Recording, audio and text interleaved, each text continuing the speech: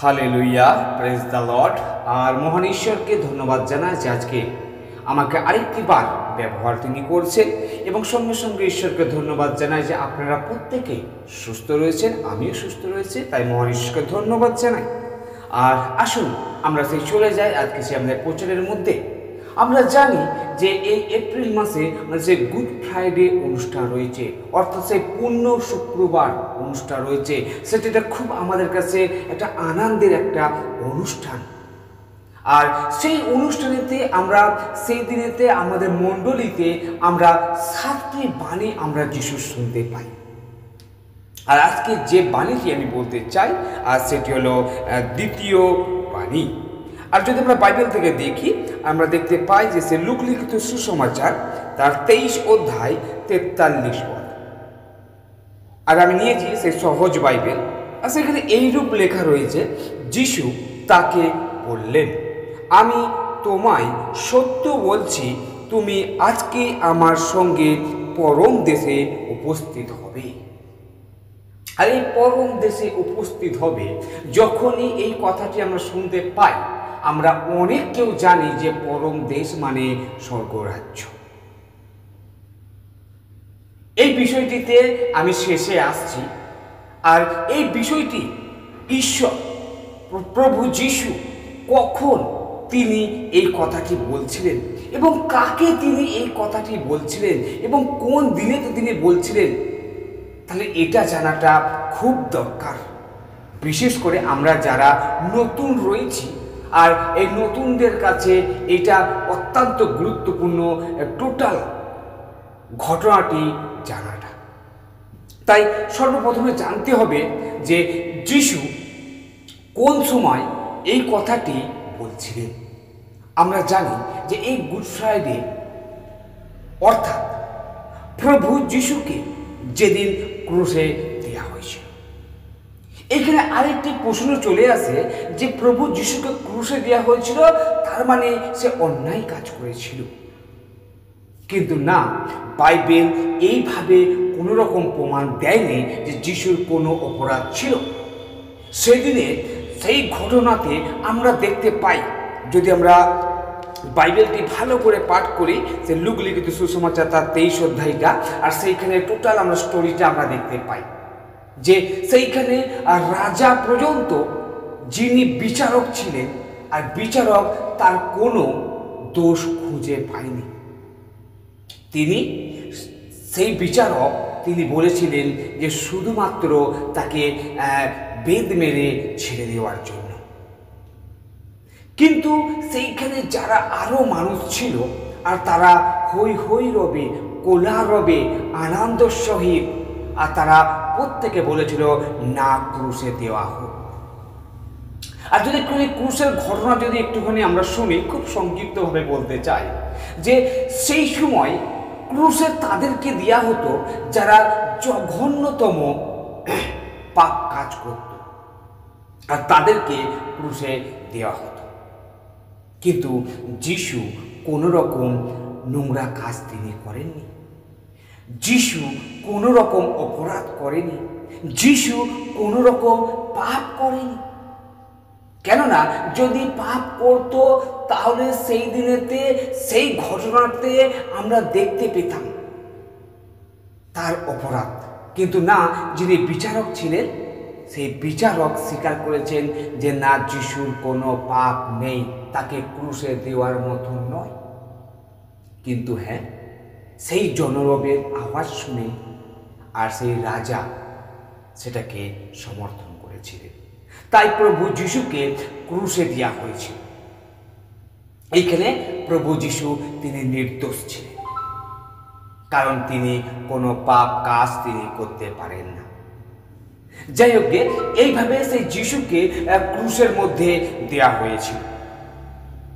আর যিশু আর তিনি এই কথাটি কাকে বলছিলেন, এটা জানাটা আরেকটি আমাদের কাছে গুরুত্বপূর্ণ। আর আমরা সেই ঘটনাতে আমরা দেখতে পাই যে যিশুকে যেখানে ক্রুশে দেওয়া হয়েছিল, আর সেই যিশুর ঠিক দুপাশে আর দুইজনকেও ক্রুশে দেওয়া হয়েছিল। দুইজন অপরাধীকে ক্রুশে দেওয়া হয়েছিল। তারা অপরাধ করেছিল, তারা পাপ কাজ করেছিল, তারা জঘন্যতম কাজ করেছিল, তারা পাপের সাজা পাবার তারা কাজ করেছিল, তাই তাদেরকে ক্রুশে দেওয়া হয়েছিল। যিশুকে মধ্যখানে দেওয়া হয়েছিল এবং দুই দস্যুকে সেই দুপাশে দেওয়া হয়েছিল। চলুন তাহলে প্রথমে শুনি যে সে দুই দস্যুর মধ্যে প্রথম একজন দস্যু আর তিনি যিশুকে কি বলছিলেন।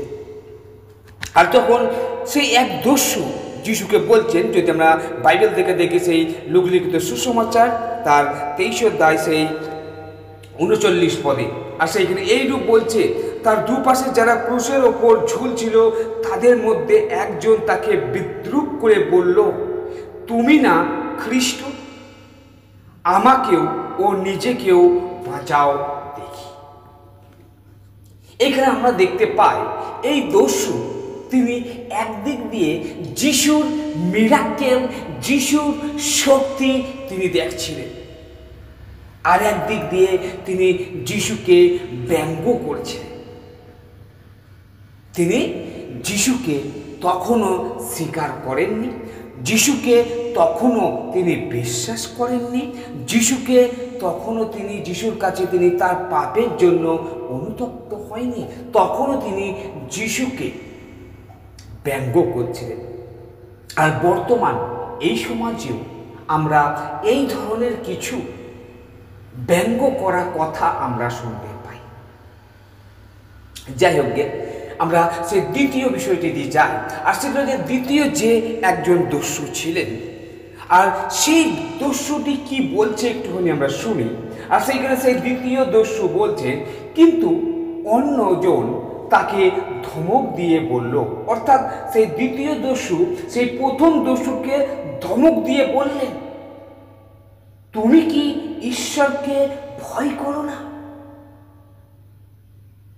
তারপরে বলছেন, তুমি তো একই রকম শাস্তি পাচ্ছ, আমরা যে শাস্তি পাচ্ছি তা ন্যায্য, কারণ আমরা যা করেছি তার যোগ্য শাস্তি পাচ্ছি, কিন্তু ইনি তো কোনো অন্যায় করেননি।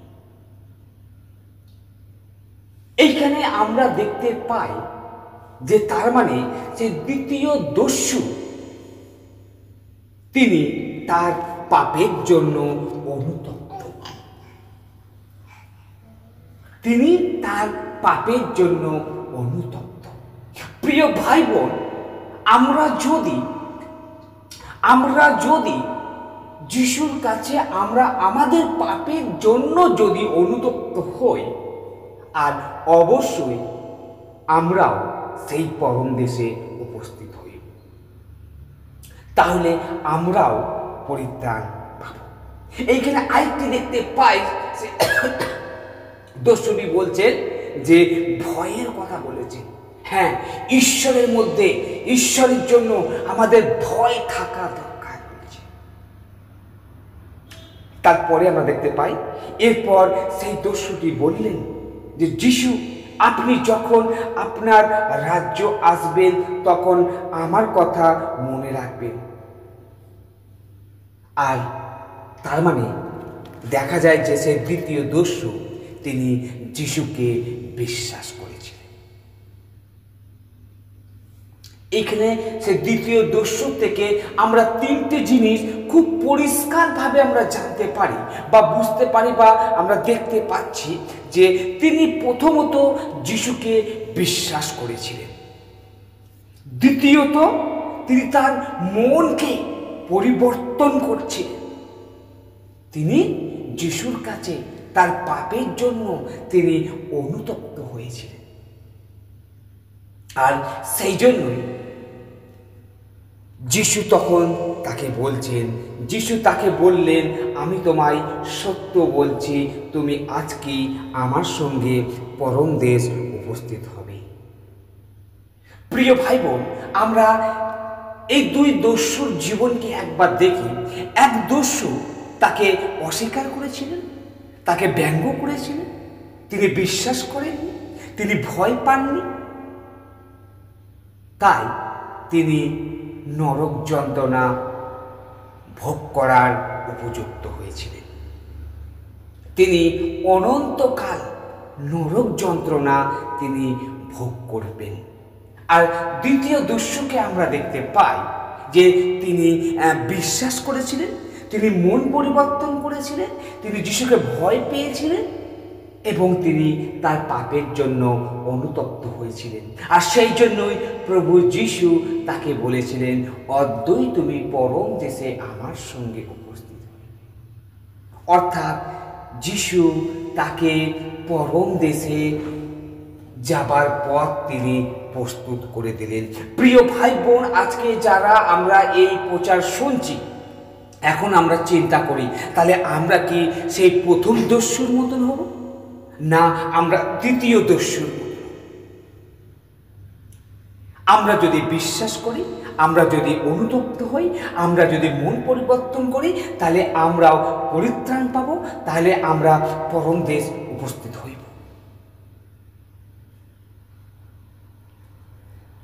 এখন সিদ্ধান্ত আমাদের, কারণ যিশু বলছেন আজই, মানে যখন যিশুকে বিশ্বাস করেছে তখনই।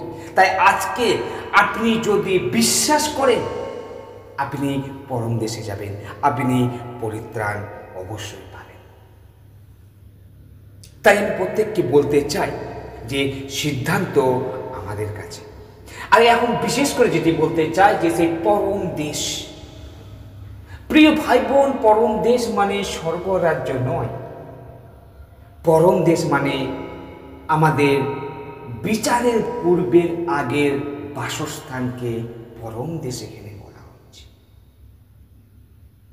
তাই আমরা যেন কেউ না মনে করি পরম দেশ মানে স্বর্গরাজ্য।